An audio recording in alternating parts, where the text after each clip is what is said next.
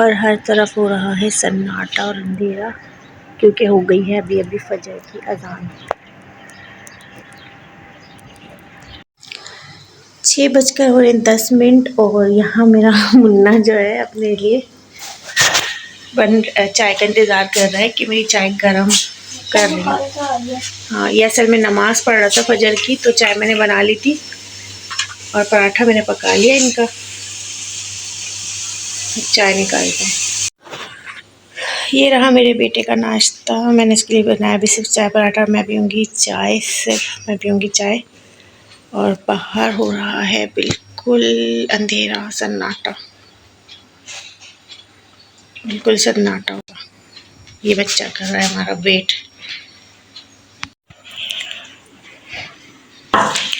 यहाँ की light on कर लो बेटा, वो येलो वाली। और घर में बिल्कुल खामोशी, क्योंकि मेरे सब सो रहे हैं, हम दोनों उठे हुए। कैसा लग रहा है सर्दियों की सुबह है? अच्छी लग रही है ना? ठंडी ठंडी हवा, बारिश को बहुत ठंड लग रही है। और यहाँ पर मैं भी हूँ।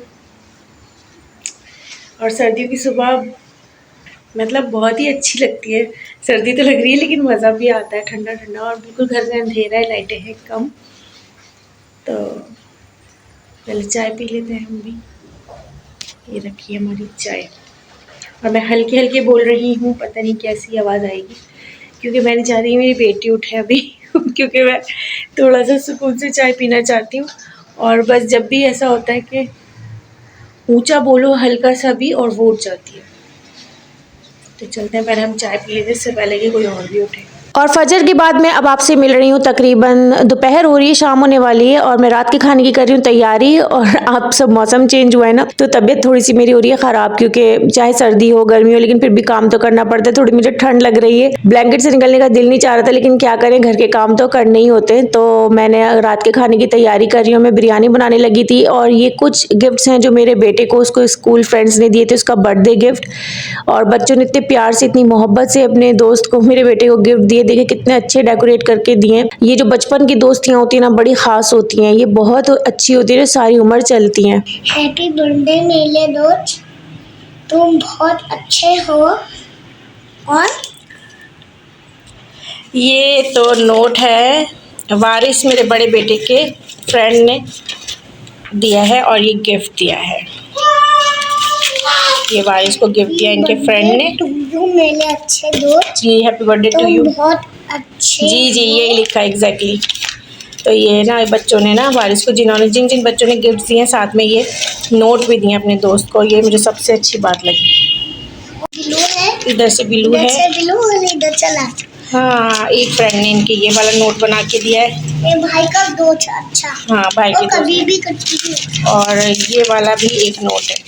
ये सब नोट मेरे बेटे के फ्रेंड्स ने, जिन्होंने भी गिफ्ट दिए हैं, सब ने वारिस के लिए कुछ ना कुछ लिखा। और ये सबसे ज़्यादा मुझे बात अच्छी लगी है। और अपने हिसाब से बच्चों की राइटिंग और बच्चों का ये प्यार जताना, ये बलून, ये हार्ट बनाना, ये सारे कुछ पेंट करना कितना अच्छा लगता है।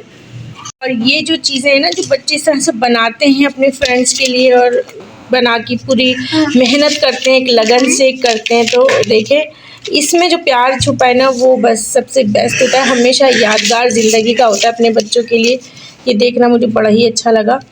और ये ना वाइस की दोस्त ने ये भी, और ये जिस तरह से उसने बनाया, मेहनत से लिखा, और इस पर बलून्स बनाए, और ये बर्थडे केक, वाओ कितना प्यारा लग रहा है, कितनी मोहब्बत से उसने बनाया है। इससे जो प्यार छलक रहा है ना, वो बड़ी बड़ी पेंटिंग्स में नहीं होगा, जो प्यार इस और मोहब्बत इस पेंटिंग से छलक रही है। यहाँ पे हमारे धोबी अंकल भी आ गए थे कपड़े लेने, और कपड़े देखे कितने सारे निकले वॉश करने के लिए। मैंने कर्टन्स भी उतारे में दूसरे बेडरूम के, और इतने कपड़े जमा हो जाते हैं कपड़ों में, और बर्तनों में इतनी बरकत होती है। देखे कहाँ से कहाँ तक कपड़े फैले में, और इतनी बरकत होती है कामों में। चाहे आपकी कितनी भी तबीयत ख़राब हो, कुछ भी हो, मतलब आपको घर के काम हमें करने ही पड़ते हैं। और जिम्मेदारी अल्लाह ताला ने दी है। ज़ाहिर है जब घर होता है, घर को मैनेज भी करके रखना होता है, घर को मेंटेन भी करना होता है, घर की चीज़ों को संभालना भी होता है।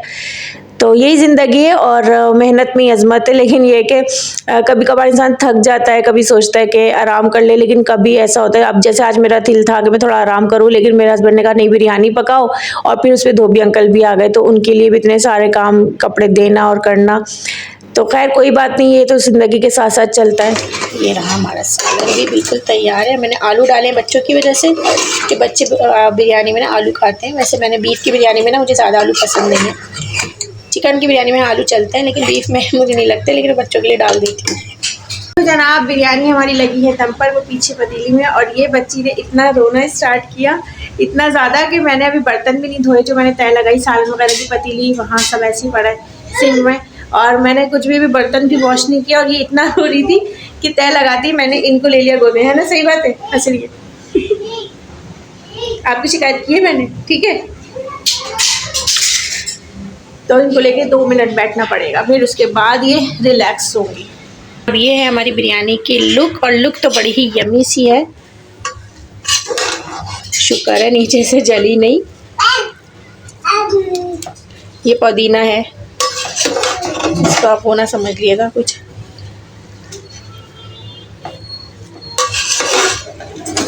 माय गॉड, धुआं उड़ाती है हमारी मज़ेदार सी बिरयानी। चले बस ठीक है इतनी, उसके बाद ठंडी हो जाएगी। और जनाब ये है हमारी मज़ेदार सी बीफ बिरयानी। फिलहाल मैं अपने हस्बैंड को दे रही हूँ खाना, और मैंने उनको ये दी है इस थाल में। देखिए गोश्त कितना गला है, कितना टेंडर है, बिल्कुल हाथ लगा के टूट रहा है।